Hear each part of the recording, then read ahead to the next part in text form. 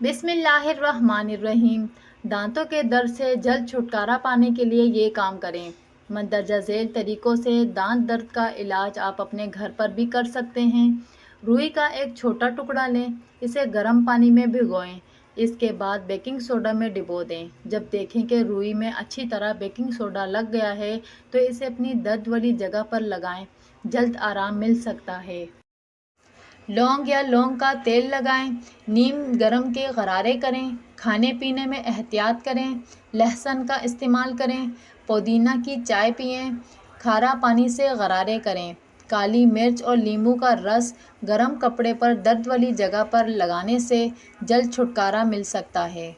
Video को like करें, channel को सब्सक्राइब करें। मिलते हैं नेक्स्ट वीडियो में। अल्लाह हाफिज़।